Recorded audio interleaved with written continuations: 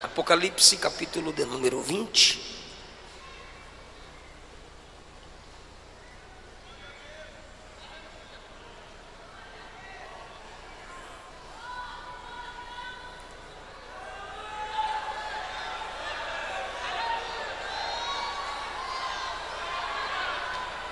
Se podemos ler, digam amém. Versículo 11 a seguir. Vi um grande trono branco, e aquele que nele se assenta, de cuja presença fugiram a terra e o céu, e não se achou lugar para eles. Vi também os mortos, os grandes e os pequenos, postos em pé diante do trono. Então se abriram os livros. Se abriu ainda outro livro, que é o livro da vida. Os mortos foram julgados segundo as suas obras, conforme o que se achava escrito nos livros. O mar deu seus mortos. A morte e o inferno entregaram os mortos que neles havia, e foram julgados um por um, segundo as suas obras. A morte e o inferno foram lançados para dentro do lago de fogo. Esta é a segunda morte. E se alguém não foi achado inscrito no livro da vida, esse foi lançado para dentro do lago de fogo. Muito obrigado, assentai-vos, por favor.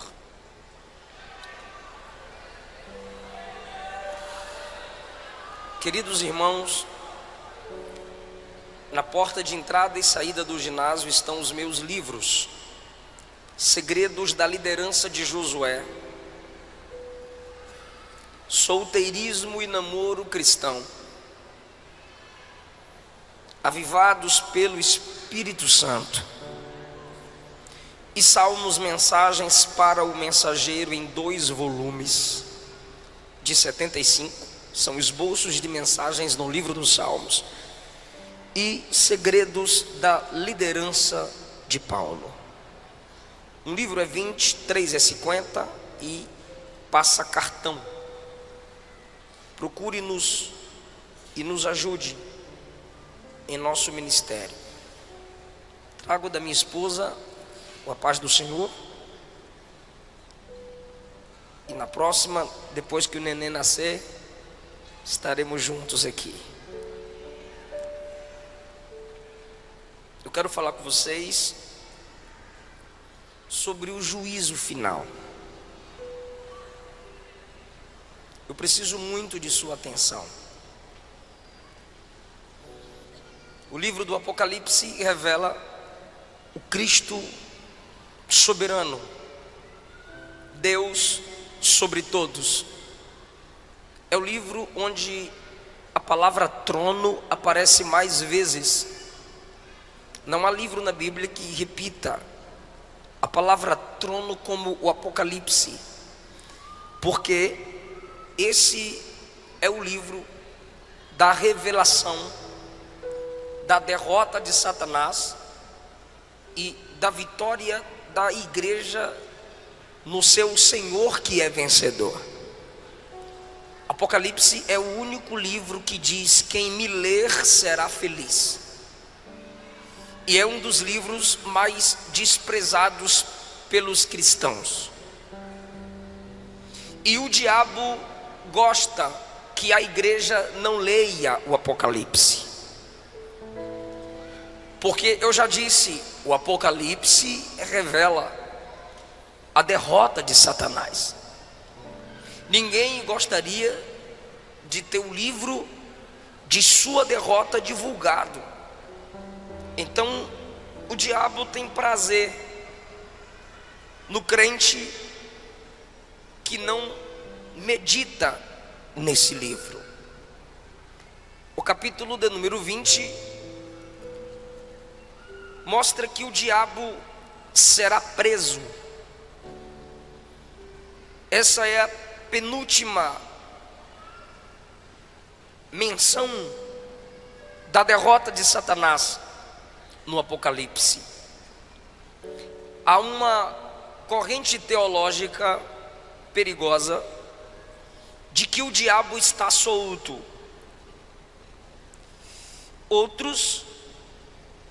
A corrente perigosa diz que o diabo está preso, depois da morte e ressurreição de Jesus. Isso é perigoso porque Apocalipse 2 diz que o trono de Satanás estava em Pérgamo. Isso indica o seu governo ali de alguma forma. Esses que dizem que o diabo está preso parecem se esquecer do que Pedro disse, que ele anda ao derredor como leão, procurando a quem possa tragar. E o capítulo 20 diz que chegará o tempo da sua prisão. Nunca vi uma geração tão afoita para afirmar que o diabo está amarrado. E ele continua solto, aprontando como sempre.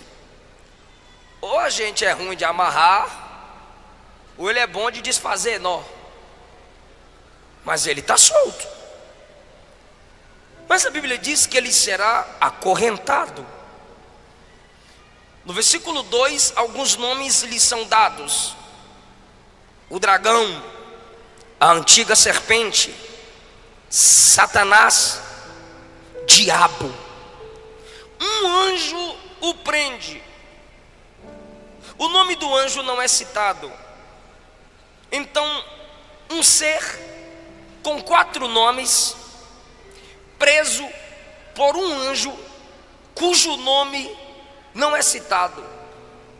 Porque o anjo sem nome, que não tem o seu nome citado, que prende um ser com 4 nomes citados, está a serviço daquele que tem um nome sobre todo nome. Esse anjo tem a autoridade porque ele serve àquele que é dono do nome sobre todos. Quando o diabo for preso, diz a Bíblia, que por 1000 anos acorrentado ele será. Versículo 4, João diz: vi tronos, e se assentaram neles aqueles aos quais foi dada a autoridade de julgar. Vi as almas dos decapitados por causa do testemunho de Jesus. A igreja é vista em tronos. Paulo diz que nós julgaremos até os anjos, que ele fala dos anjos caídos, os que no período da grande tribulação morrerão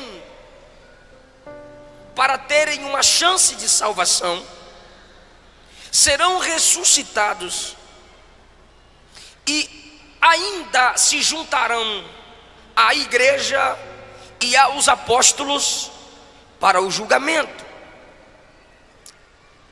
A Bíblia diz no versículo 5 que os restantes dos mortos não reviveram até que se completassem os 1000 anos. Então, o juízo final que lemos acontecerá 1007 anos depois do arrebatamento da igreja. Porque a igreja será arrebatada. Aqui na terra 3 anos e meio falsa paz, 3 anos e meio tribulação. Depois disso a igreja descerá com Cristo, Apocalipse 19. Nessa descida de Cristo com a igreja visível, o anticristo estará cercando Israel para lutar contra eles com várias nações, porque Israel quebrará aliança com o anticristo. Mas a igreja descerá com Cristo em defesa de Israel. As armas das nações apontadas para Cristo e a igreja. mas pelo sopro da sua boca Cristo os vencerá. Porque essa igreja que desce já não é mais aquela que se chama polícia para fechá-la e desligar o som. Essa igreja que desce já não é mais aquela onde jogam fezes no telhado e pedras, onde se afronta pastores, onde queimam os crentes a cada 3, 4 minutos por dia. Morrem crentes, 100.000. Nesse ano, dizem pesquisas, cristãos foram degolados, mortos por amor ao evangelho. E nós desceremos, conforme o capítulo 19, e reinaremos 1000 anos com Cristo. Será um período de paz, não de eternidade, para os que passarem a conhecer o Senhor no milênio, ainda não. Novos céus e nova terra é depois do milênio. A Bíblia diz então que depois dos 1000 anos, o diabo será solto da sua prisão. Perceba que 1000 anos de Cristo reinando, o diabo preso, depois ele será solto, e ele ainda vai seduzir nações para perseguir os santos. Mesmo acorrentado, ele continua com a mesma natureza maligna e sairá para provar o coração dos homens que estão debaixo do governo de Cristo e da igreja. Ele ainda terá os seus, porque mesmo com paz, abundância, início da restauração do Gênesis, ainda haverá homens que não aceitarão o governo de Cristo com a igreja. Será um teste para o coração dos homens e sua última chance de escolha. Nesse período ainda, os que morrem em seus pecados não ressuscitaram. Os que ressuscitaram, conforme diz o versículo 4, são aqueles que morrerão no período da grande tribulação. A igreja que desce no 19 assume tronos e governa. E o versículo 5 diz que os restantes dos mortos ainda não reviveram. João está falando do milênio, e esses mortos, ou seja, os que morreram em seus pecados, permanecem mortos. É o que Daniel diz no capítulo 12, que uns ressuscitarão para a vida eterna e outros para a perdição eterna. São esses dos quais Daniel fala. Então, essas pessoas, após a soltura de Satanás, se unirão a ele, cercarão o arraial dos santos, que é a nova Jerusalém que desce, que se estabelecerá sobre a Jerusalém atual. A igreja com corpo glorificado terá acesso às duas Jerusaléns. O diabo chamará seus homens que querem o seu governo, e como sempre o seu alvo são os santos, cercará o arraial dos santos com o intuito de vingança. E nesse momento, o Deus de Elias se manifestará.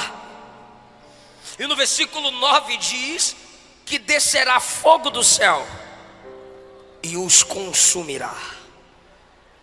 E o diabo que os enganou, perceba que ele ainda é enganador, desde o Gênesis 3. O diabo que os enganou, no versículo 10, será lançado para dentro do lago de fogo. É agora sua última menção, e é de derrota, onde já se encontram lá o anticristo e o falso profeta de João, porque o anticristo e o falso profeta serão lançados no lago de fogo no capítulo 19.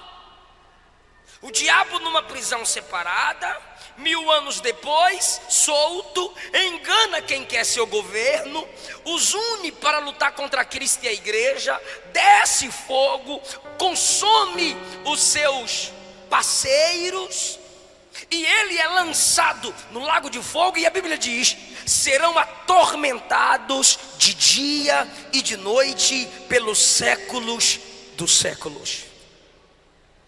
Perceba que João conjuga o verbo no passado, futuro, porque João está na dimensão da eternidade. Na eternidade, o ontem, o hoje e amanhã é a mesma coisa. Ele vê os 3 tempos do homem de uma só vez na eternidade. Então, quando ele usa a expressão futura, é para que possamos entender que isso ainda acontecerá. Mas ele também muitas vezes diz que aconteceu, ou como se já tivesse acontecendo. Essa expressão de viveram, reinaram, ressuscitaram, como se já tivesse acontecido, é que ele tem tanta certeza de que vai acontecer, que ele registra como se já tivesse acontecido. Então, nesse momento que o diabo é lançado no lago de fogo, aí ele vê o grande trono branco. Não é para crente, porque são chamados de mortos. Mesmo ressuscitados, continuam sendo chamados de mortos, porque estão separados da vida de Deus, coisa que a igreja não está. O julgamento para a igreja será no tribunal de Cristo, mas não é julgamento para a salvação.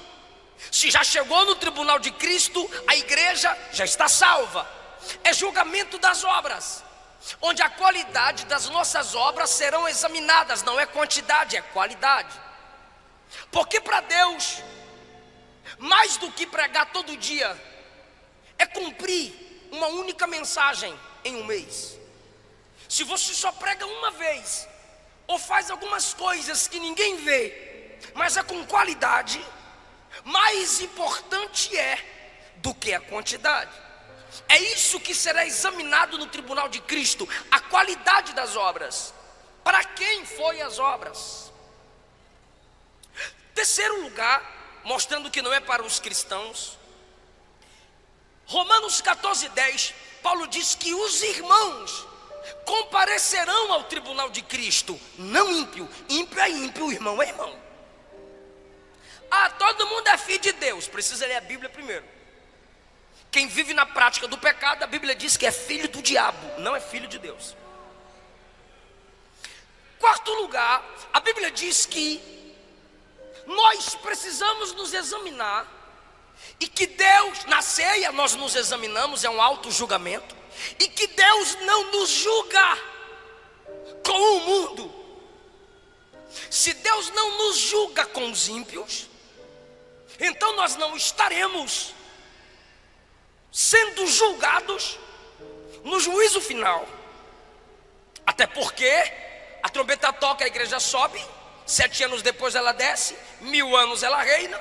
Aí é que vem o grande julgamento do grande trono branco. E os ímpios, desde o Gênesis até agora, que estão descendo à sepultura, e sua alma sendo direcionadas ao Hades, continuarão mortos, e só no juízo final ressuscitarão. Esses ressuscitados estarão diante do próprio Cristo, o juiz. E vejamos agora algumas lições desse texto. Vi um grande trono. Por que que o trono é grande? Porque multidões e multidões, milhares de milhares serão julgados. O trono é branco, porque o juízo é santo. O juiz é santo. As testemunhas são santas. Os livros são registrados com santidade. E aqueles que hoje e ontem ou amanhã rejeitaram e rejeitarão Cristo como Salvador, serão obrigados a aceitarem como juiz. Eu vou lhe perguntar: você quer Jesus? E você vai dizer não. Eu posso lhe perguntar: você quer Jesus? E você diz sim. Mas no juízo final não haverá pergunta como você o quer, porque na realidade é Ele quem não mais te quer.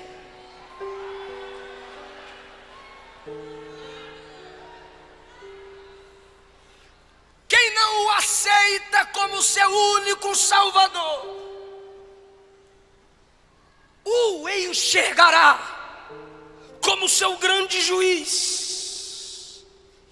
E se Ele não é o Salvador da sua alma, você está pedindo que Ele seja o juiz da sua alma. O julgamento é grande, o juiz é grande, o trono é grande. É tão grande que diz o texto: a terra e o céu fugiram. O céu dos pássaros, o céu atmosférico, o céu dos planetas, quando o grande trono se estabelecer, o céu recuará. O planeta Terra também, com os outros planetas, recuarão em algum vácuo no espaço. Só o trono, os anjos, a igreja e os ímpios. Eu digo assim: não é vocês ímpios, é na frente do trono. Então, se não há céu nem terra, o texto está dizendo, não terá como se esconder, porque não tem altura, nem ventos, nem atmosfera para sustentar helicópteros, aviões, naves. Não há terra, como quando se abrem os selos e o juízo se estabelece na terra, os grandes clamam: caiam os montes sobre nós e nos escondam da ira do Cordeiro. Não vai ter montanha, não vai ter cavernas, como no período da tribulação, para os homens se esconderem. Por quê? Porque a terra vai fugir.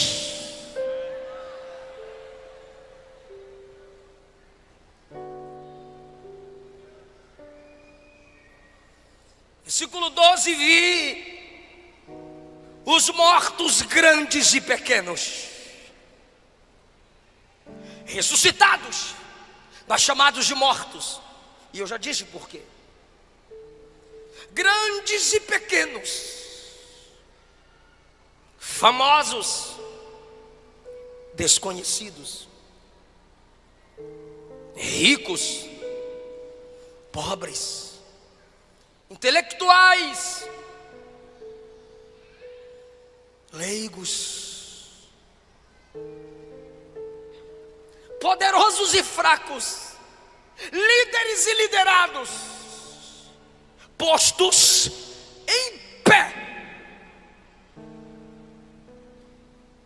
sustentados diante do grande trono branco. E João diz então: se abriram os livros. É plural. Se abriram os livros, e um outro livro foi aberto, que é o livro da vida, para mostrar que o nome deles não está lá. 13. O mar deu os mortos que nele haviam, desde o dilúvio, Titanic, tsunamis, maremotos. O mar vai ter que obedecer à voz do juiz quando ele determinar que pó a pó se una, o corpo se recomponha e fique em pé diante do trono.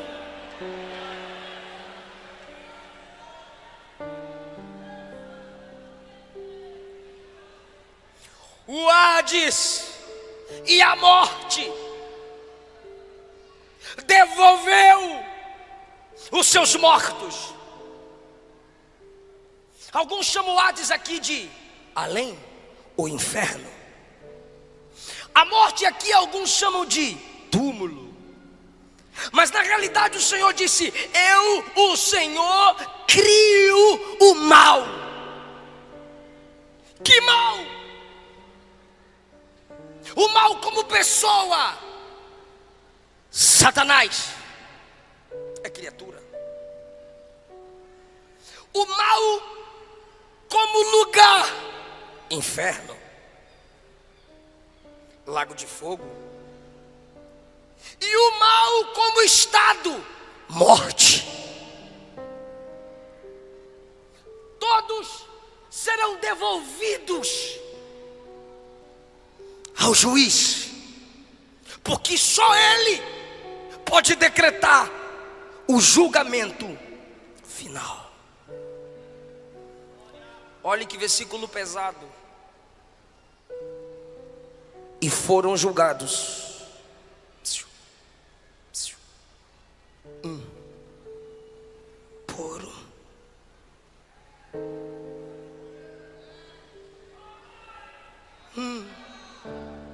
Por um. Ele não faz acepção para salvar, mas também não fará para julgar um por um. E ele vai ter paciência, vai. Ele está tendo paciência para esperar você se converter. Ele está tendo paciência para esperar você decidir. Ele está tendo paciência para esperar você voltar para Ele. Ele está tendo paciência. Toda virada de ano você faz promessa e não cumpre. Mas no juízo final, Ele também vai ter paciência. Por um. Não é por estado. Bahia, seu julgamento é esse. Minas, seu julgamento é esse. São Paulo, seu julgamento é esse. Não. Por um. Se é um por um, seus pecados serão expostos. Se tem um livro da vida para confirmar que o nome não está lá, seu nome também será exposto. Se tem um livro das obras, suas obras serão expostas. E se tem um livro da palavra, que eu vou provar que vai estar lá, seus pecados serão expostos. Você está se perguntando onde eu quero chegar, onde eu já cheguei.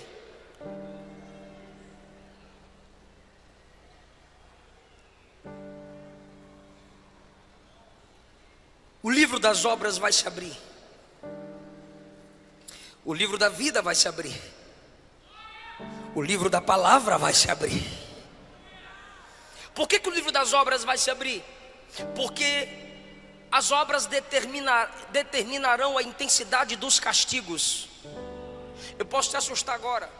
Assim como no céu haverá diferenciação de galardão, no inferno haverá diferença de sofrimento.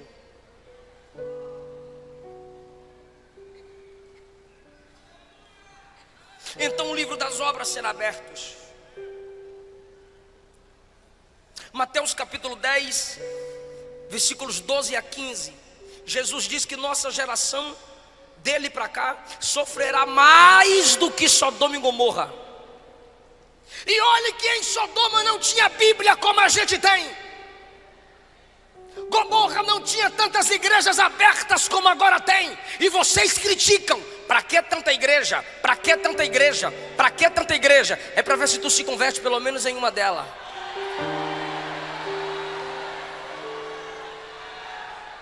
Sodoma que não tinha Bíblia, Sodoma que não tinha tantos pregadores, Sodoma que não tinha tantas igrejas, Sodoma que não tinha tantos justos, sofreu o juízo de Deus. Maior juízo virá sobre essa geração.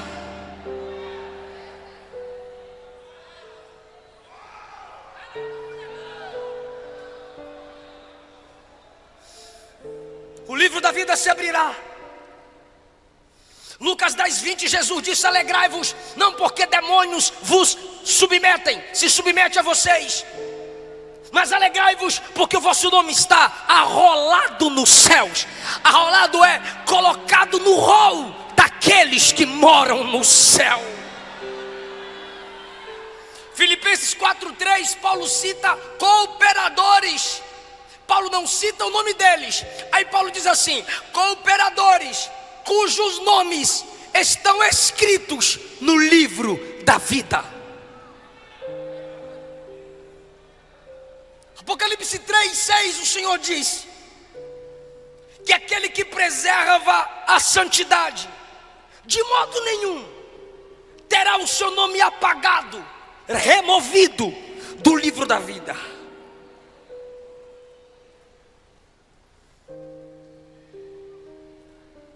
E a Bíblia também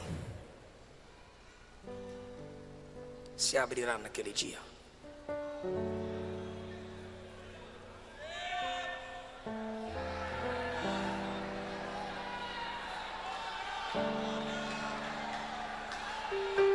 O livro da palavra será aberto. É por isso que eu não aceito crentes desprezando a palavra. Num evento como esse, quando o pregador começa a pregar, uma multidão vai para o lado de fora. E vocês estão aqui sentadinhos até agora, parabéns. Pastor Neemias, em muitas igrejas eu peço para pregar primeiro, ou a própria direção diz: eu vou te colocar antes do cantor. Aí alguém diz assim: é honra a palavra, pastor? Não é não. É porque quando o cantor acabar de cantar, o povo vai embora. Geração de apaixonados, geração de abro mão do meu sonho por amor a ti. Mentira. Porque se não honra a palavra, não tem amor a Deus.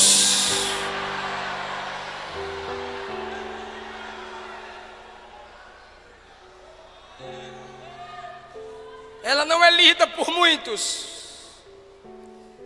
Os religiosos abrem no Salmo 91 ou 23 e deixam aberta, empoeirando. O neto olhou para o avô e perguntou: avô, que livro grande é aquele na estante? O avô disse: é o livro de Deus. Aí o neto disse: então por que não devolve para ele? A gente não usa.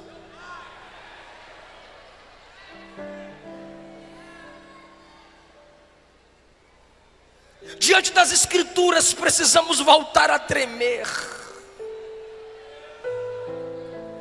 Alguém já teve a audácia de me dizer: pastor, não precisa pregar como eu vejo suas mensagens na internet, não. Manda os irmãos pegar na mão, faz o mover, que o fogo pega. Eu disse: varão, de que jeito? A Bíblia diz que é a palavra que despede labaredas de fogo. O que eu vou fazer?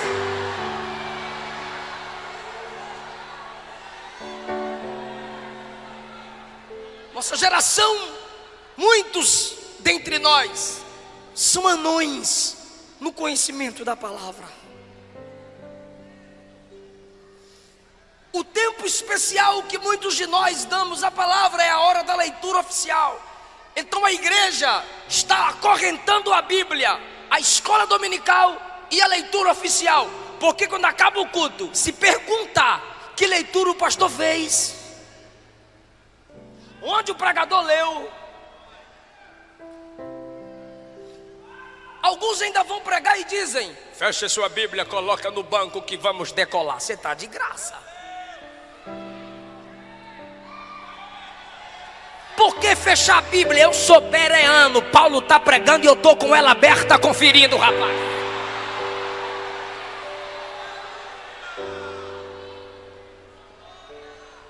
Mateus capítulo 12, versículo 45, Jesus diz, João 12, 45, Jesus disse assim: se vocês não me escutam e não creem em mim, eu não julgo agora, porque eu sei que no dia do juízo a minha palavra vai julgar vocês.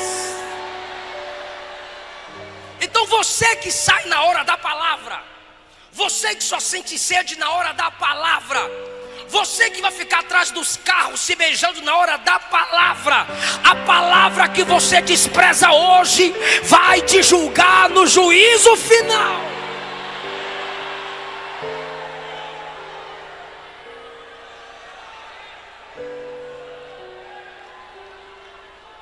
Aí as pessoas voltarão a tremer diante da palavra.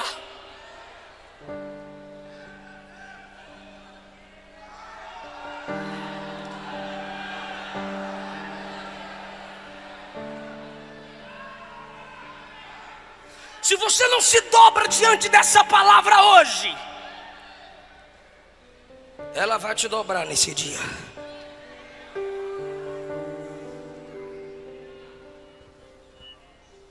E aqueles que morreram em seus pecados, eu imagino, eu posso fazer essa inferência, sendo chamados para mais perto do juiz. Filhos que morreram desonrando seus pais na minha presença. Conheces Efésios 6? Sim, Senhor. Vós filhos, sede obedientes vossos pais no Senhor. Honra teu pai e tua mãe, que é o primeiro mandamento com promessa, para que te vás bem e vivas muito tempo sobre a terra. Você praticou isso? Não, Senhor. Lago de fogo. Adúlteros. Malaquias 2, não lestes? Fostes desleal com a mulher da sua mocidade. Não lestes aquele que olhar e desejar no seu coração a mulher do próximo, já adulterou com ela? Não lestes que só pode largar sua mulher em caso de prostituição? Sim, Senhor. Lago de fogo. Homossexuais na minha presença agora? Pode não, Senhor. João capítulo 2, Gênesis capítulo 2, eu fiz macho e fêmea. Romanos capítulo 1, essa prática é pecaminosa contra a minha palavra. Sabiam disso? Sabíamos, Senhor. Lago de fogo.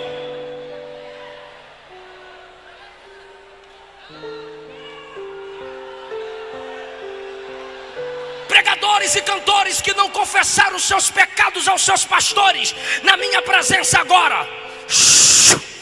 Jeremias 48, ai daquele que faz a minha obra relaxadamente. Quantas horas você orava para cantar? Nenhuma, Senhor. Quantas horas você orava para pregar? Nenhuma, Senhor. Quantas vezes você lia a Bíblia para falar para minha noiva? Nenhuma, Senhor. Pregava contra o pecado em pecado, pregava contra adultério em adultério, pregava contra a mentira mentira mentindo, pregava contra roubo roubando. Enganaste a minha noiva, mas o noivo que é juiz você não engana. Lago de fogo.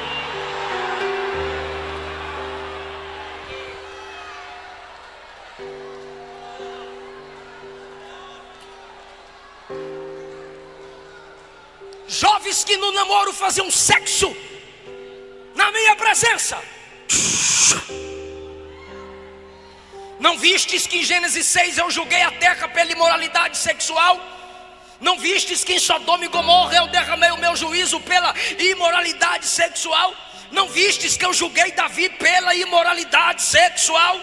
Não leste na minha palavra que quem se prostitui está fora do meu reino? Não lestes em 1 Tessalonicenses 4 que Deus é vingador de quem pratica essas coisas? Sim, Senhor, não tenho o que dizer, eu já disse o que tinha de dizer. Lago de fogo. Idólatras na minha presença. Você valorizou a tradição da sua igreja acima da minha palavra. Você tinha seus ídolos, você tinha sua imagem de escultura. Seu padre sabia que idolatria é pecado, mas não pregou para você, para não se sobrepor à tradição da igreja. Mas na minha palavra está escrito em Isaías 43: só eu sou o Senhor e não há outro santo fora de mim. Não lestes? Lago de fogo.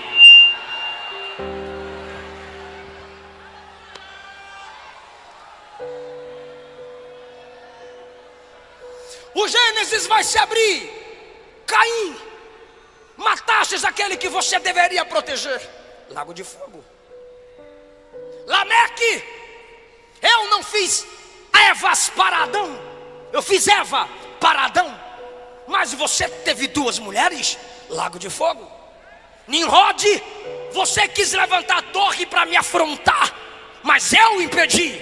Agora vou te provar quem é que manda. Lago de fogo. Vai se abrir o Êxodo. Faraó, você endureceu o seu coração. Eu aproveitei e endureci o teu coração. Você pensou que tinha poder sobre o meu povo, mas agora eu estou te mostrando quem é que tem poder para juízo. Lago de fogo. O livro de Números vai se abrir. Balaque, Balaão, que quis amaldiçoar o meu povo. Lago de fogo. Vai se abrir no livro de Daniel. Nabucodonosor, Belsazar, enquanto vocês estavam nos seus tronos, queriam humilhar o meu povo, lançar na cova, lançar na fornalha, mas agora sou eu quem lanço vocês no lago de fogo.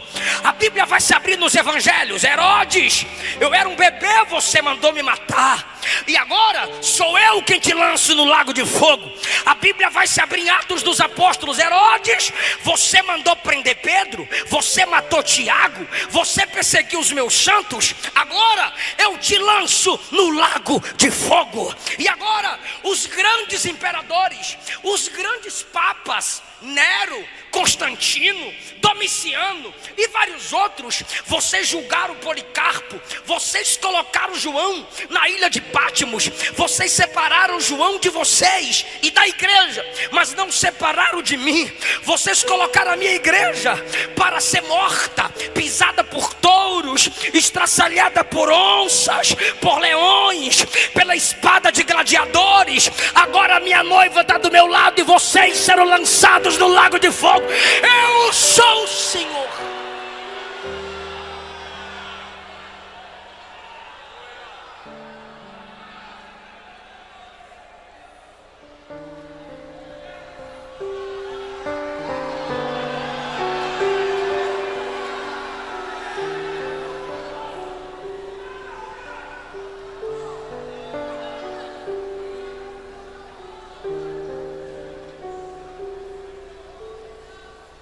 Todos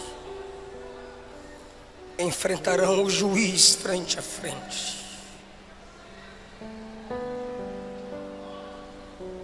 O juízo final. Quem me ouve diz amém. O juízo final revela que Deus é um Deus equilibrado.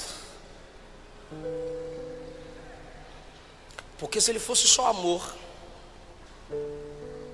ele salvaria, mas não julgaria. Se ele fosse só juiz, ele julgaria, mas não salvaria. O juízo final mostra que o nosso Deus é amor e justiça. Porque o nome escrito no livro da vida é graça. Suas más obras escritas no livro das obras é juízo. Apocalipse 5 mostra Jesus como leão e como cordeiro. Porque Jesus é Salvador, mas é Senhor. Jesus é o bom pastor, mas é o grande juiz. Então o juízo final mostra que Deus é graça e verdade.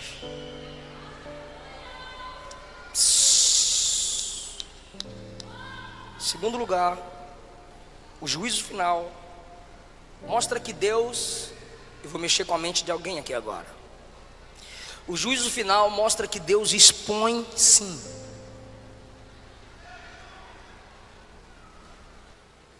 Deus não envergonha ninguém. Que Bíblia que tu lê?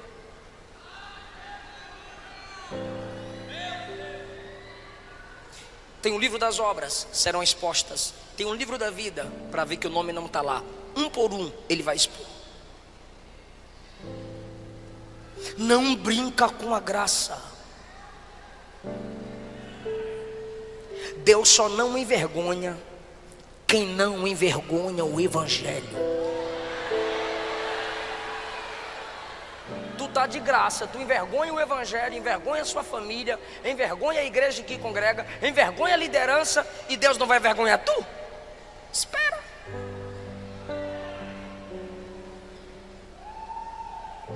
Números 12. Arão e Miriam falaram mal de Moisés. Deus desceu na tenda e disse: Moisés, Miriam e Arão, ó, os dois estão falando de tu aí, ó, fala na cara aí, ó. Acã roubou e escondeu o que havia roubado. Josué foi orar. Deus disse: tem pecado no arraial. O que eu faço, Senhor? Chama a tribo de Judá. Chamei, Senhor. Chama uma família pelo nome do chefe da família. Chamei, Senhor. Chama todos os membros da família. Foi afunilando. Tribo, chefe da família, uma família chefiada por esse chefe. Agora chama Acã. Deus expõe. Pastor, você está falando de Antigo Testamento. Ok. Mateus 26. Um dentre vós vai me trair. Aí Pedro, que estava do outro lado, olhou para João, que estava aqui. Aí João: quem é, Senhor? Nesse momento, Judinha levanta a mãozinha para colocar a mãozinha no pratinho. Quando ele levanta a mão para colocar no prato, Jesus também diz: aquele que põe comigo a mão no prato é o que vai me trair. Aí Judas olha para Jesus e diz: sou eu, mestre. Jesus disse: acabou de sair da tua boca. Apressa. Atos capítulo 5, na hora da oferta, o casal se junta para mentir para o pastor.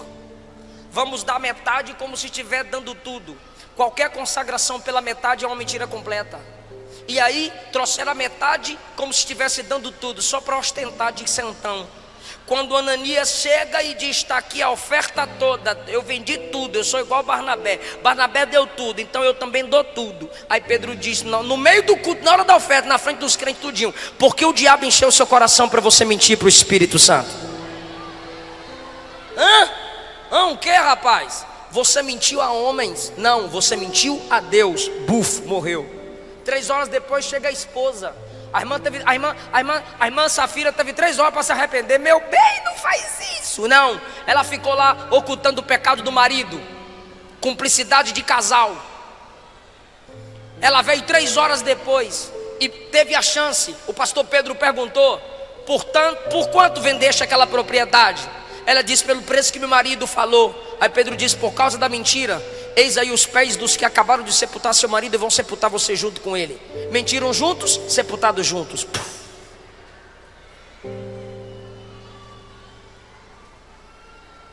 O juízo final é uma pequena prova de que Deus é um Deus que expõe.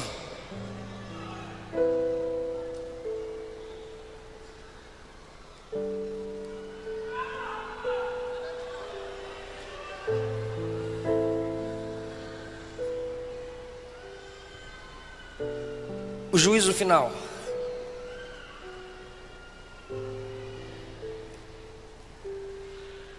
Revela que Deus é onisciente. Deixa eu perguntar para os salvos aqui: Jesus foi no teu quarto perguntar teu nome para colocar no livro da vida? Fala não, né? Pelo amor de Deus. Ele foi no teu quarto perguntar teu nome para pôr no livro da vida? Não, porque ele sabe, ele escreveu lá. Ele anda com a camerazinha te filmando para escrever suas obras? Não, ele vê, ele sabe. 1 Samuel 16:7. Deus não vê como vê o homem. O homem vê a aparência, ele sonda o coração. Daniel capítulo 2, versículo 22. Deus conhece o profundo, o escondido e as trevas, mas com ele mora a luz.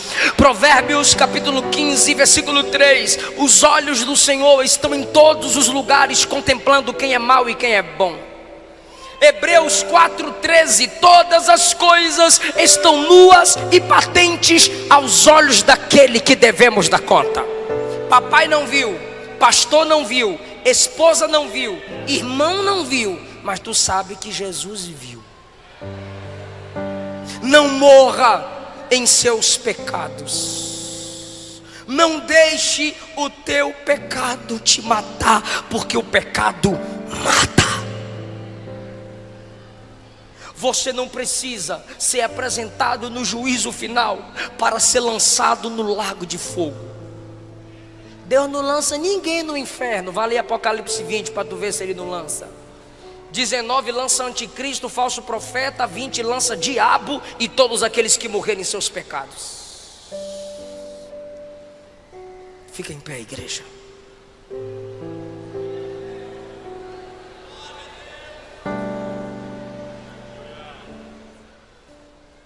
A igreja vai ficar em pé comigo e nós vamos orar só por quem não é evangélico e por quem está afastado do evangelho. Nós amamos muito você, para você sair daqui sem a gente orar por você. Algum irmão vai te chamar aí, alguma moça vai te chamar, algum rapaz. Desça da galeria, saia da nave, eu quero orar por você aqui na frente. Saia do seu lugar, algum irmão vai te trazer para a gente orar por você aqui na frente.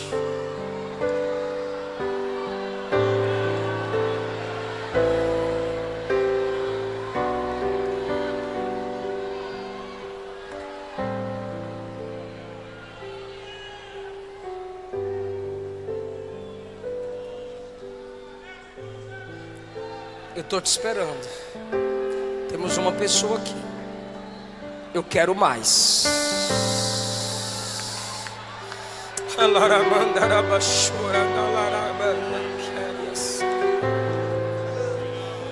Aleluia.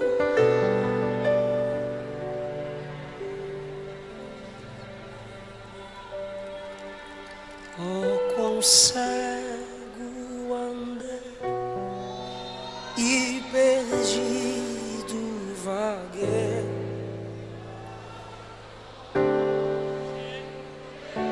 Salvador, mas do céu e seus pra salvar.